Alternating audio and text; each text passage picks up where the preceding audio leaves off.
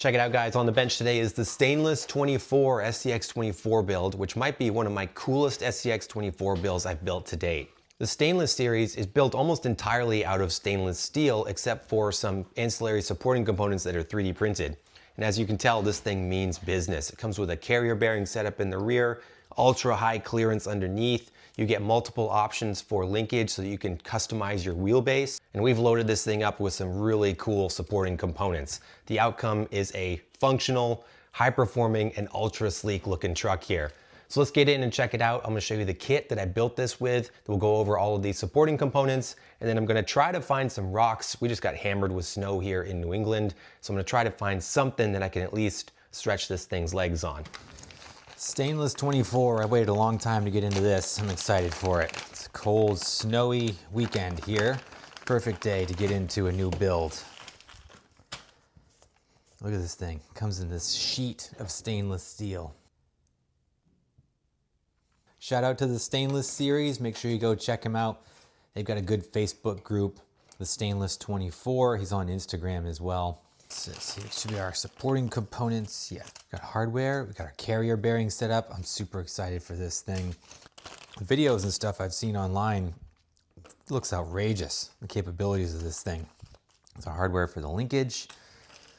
Our 3D printed parts, nice, solid 3D print components here. All right, let me punch this out and we'll get going.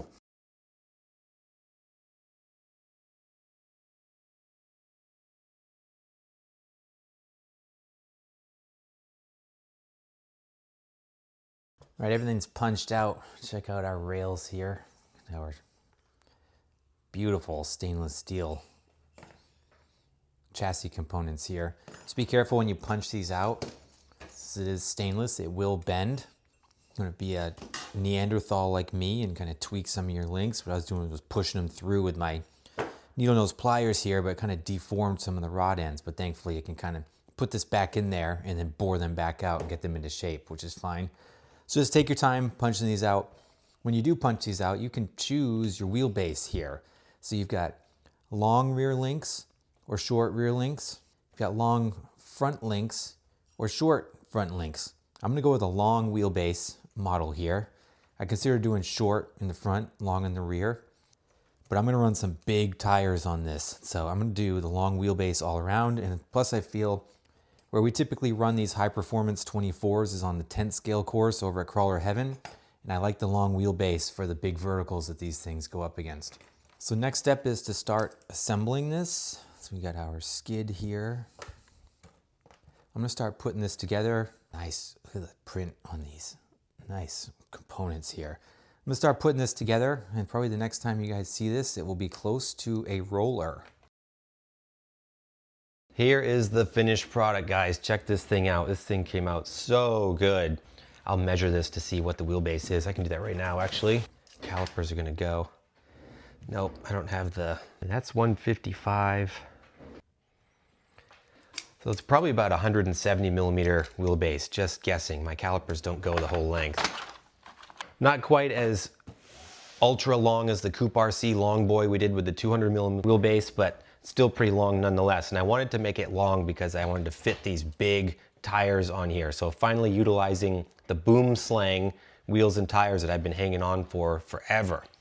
These are super cool because if you remember from the video when I debuted these, you have these rotating hanger weights that move independent of the wheel. So as your wheel turns, your hanger weights stay right down low. So we've got a ton of weight in these wheels and then nice and light and empty in the rear. John from the Stainless series has a list of supporting components on the back of this card that comes with the kit, and I pretty much followed that to a T here. So let's start with the axles on this. So I went with the Meus Racing V2 isokinetic axles. I went with the transparent housings. I thought this was cool to go with kind of the raw stainless character of the chassis to go with the clear industrial looking axles. So you can see all the mechanics turning inside there. I felt like it really fit the theme. The Meus axles are what John recommends, so we went with those. For suspension, went with the Injora 40 mil big bore oil filled shocks. Again, using these on pretty much all my builds. Another recommendation from John here. Up front, I 3D printed my own battery on axle mount here. So Again, trying to keep as much weight forward as I could, make this a certified line slayer. So I've got this 3D printed component that moves your servo off to the side and allows for your battery to sit right there on the axle. Got some Velcro on there. Got a 350 milliamp pack, sits right on there, pretty solid. This is made for the V1 axles, so it's a little wonky on the V2. I might have to get in and tinker with the file, see if I can kind of squeeze this together because it's just a little wide. So I get some flex in that mount from the servo, which is the Poor Boys RC servo. I've had this sitting in the bench for a while. I haven't used it, but this is a very fast, very powerful servo. I like the look of it. Figured it was a great match to this build as well. In the heart of this beast, we can see in there, we've got an Injora all metal transmission. I've got the Mofo RC Nano Beast Outrunner brushless motor. Now getting the motor in here, this was kind of like a comedy of errors that I ran into because I was trying to find motor mounts to fit. I got a bunch of LCG motor mounts that had the motor off to the side and down. Those would not fit in here. I kept getting collisions with the chassis rails. So I was trying to print my own mounts and just, they would not work. So I had to rob the motor mount off of another build to get this situated. And I also was running into with some of my other mounts, the angle on this skid was so great that my Outrunner was colliding with my drive shaft and binding me up there. So I ended up going with the Mofo RC Outrunner motor mount, and that's working just fine. I got plenty of clearance. I tried this with a bigger motor as well, that also cleared. Furitek Micro Python on the driver's side slider. Got my radio link receiver here on the passenger side slider. So a very clean, minimalistic layout here. Having the battery up front on the axle really allows me to utilize these sliders effectively and not jam the thing up with a lot of electronics. So it's a very clean, well-balanced layout. I'm super pumped with it. In the rear, because of the carrier bearing setup, I used a deadbolt front drive shaft here from the transmission to the carrier bearing, and then a 50 millimeter drive shaft going from the carrier bearing out to the axle. Drive shaft up front, I think this is a C10. I have to measure it to be sure, but it was a C10 front or rear, I can't remember exactly. Put the Meus Racing underdrive gears in the rear to make the front tires spin faster, help us dig in, give us more turning radius in addition to that vicious steering angle that these things come with. So overall, very impressive build here. It looks fantastic. I'm super anxious to get this on the corner scales and the setup table to see what numbers this puts up, because I think it's going to be insane. The weight bias on it is going to be wild. And the wheelbase and everything, I think it's going to put up some gnarly numbers on the performance table. All right, on the corner scales, it did not disappoint. Check out this weight distribution. We got 70-30 nearly front and rear. We got 69 front, 31 rear, total weight of 508 grams. So the weight distribution did not disappoint. So let's see how the setup table goes. So we're gonna do the RTI first, the ramp travel index, to see how this thing flexes. The movement on it feels great, the linkage and the suspension action, everything. And so it's got quite a bit of flex on it. I'd say we're about 19 on the RTI. Now the side hill.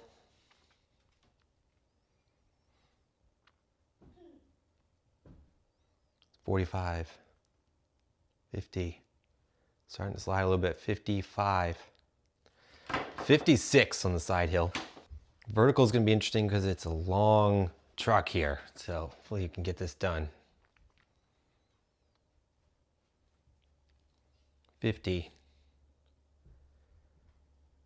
60,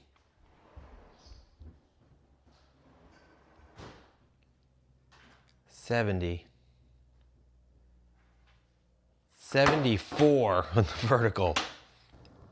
All right, it's a balmy 14 degrees today to follow my trail to the backyard course.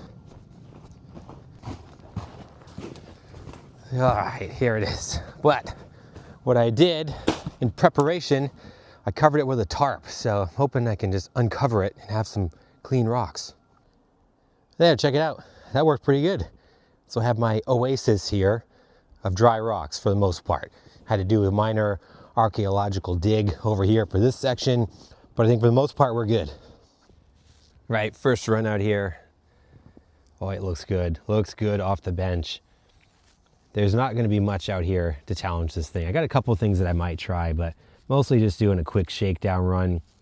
Get you guys some content of this beautiful thing running, which it does extremely well. I'm super pleased with how this came out. It's whisper quiet. The suspension movement, how everything works and articulates, is ultra smooth. The power plant's working great.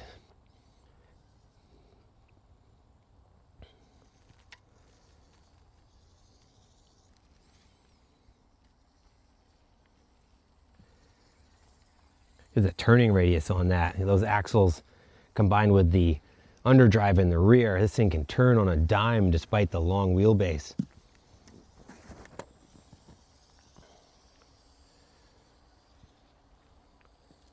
That clearance, man, in the rear is crazy.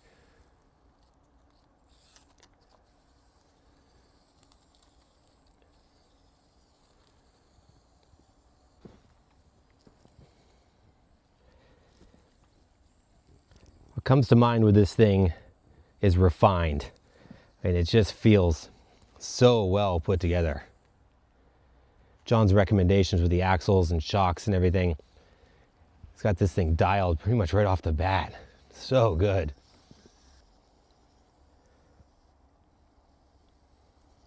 See those boom slaying wheels with the hanger weights staying right where they're supposed to? Those are not going to be ideal for muddy conditions. You don't want to get things jammed up in there. But for dry rock crawling, it's going to be great. They seem to work really well, nice and smooth and reliable.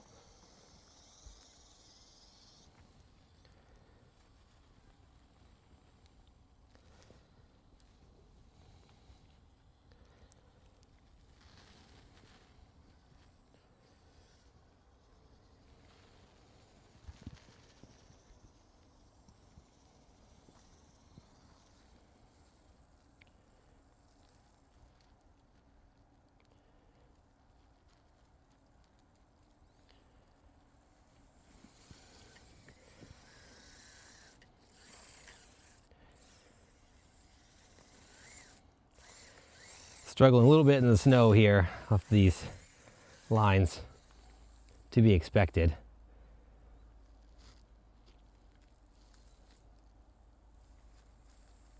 Oh, I just want that front tire to grab. That would be so rad to be able to pull that up. I keep pushing too far.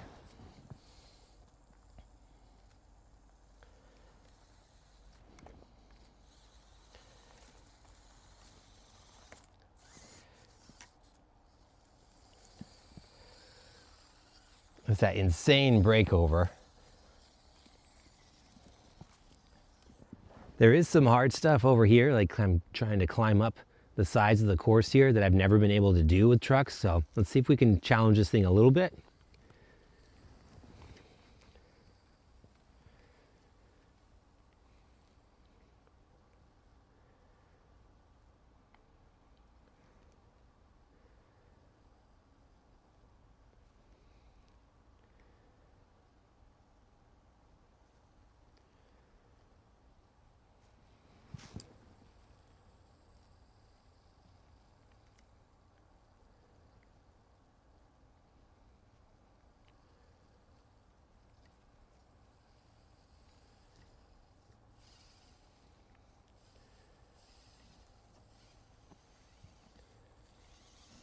Not the way I envisioned it, but I've never made it up that with any of my trucks before.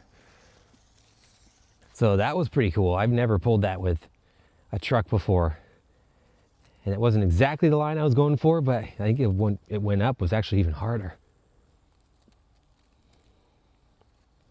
Look at this breakover. Look, I love that with the carrier bearing. That is so awesome.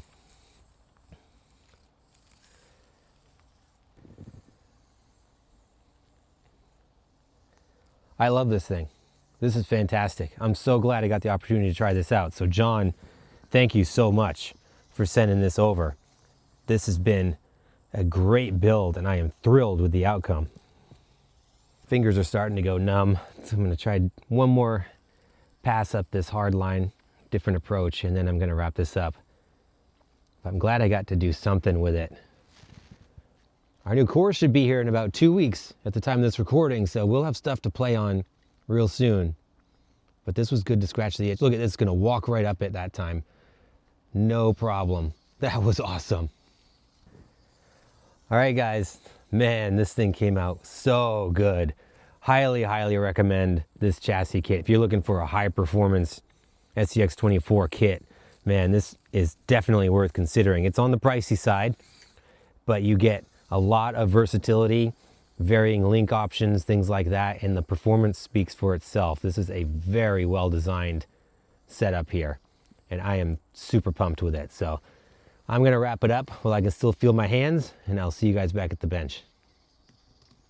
All right, guys, pretty thrilled with the Stainless 24. This thing came out fantastic. It's very rare that I feel like I actually nail a build right out of the gate, but this thing's probably as close to perfect as I'm gonna get it. I don't know if there's anything else I would do to it. Highly, highly recommend this kit if you're looking for a high performance, open body kind of class 3 style chassis. This is definitely worth checking out. It is on the pricey side at over $100, but you do get a lot of bang for your buck here. You get extra links so you can tune this and customize it, change it up. You can also put those links on other builds. You get great hardware in this. You get threaded pivot balls, which is actually makes a huge difference in assembling it, especially on a chassis like this. And of course, the stainless components, everything goes together really well and looks awesome. So big shout out to John again at the Stainless 24. His website should be up at the time of this recording. I will link it in the description down below. You can also pick these kits up in multiple colors with the prints at 24yep.com on his website too. I'll also put the full build list in the description if you want to check out all of the supporting components that we used here.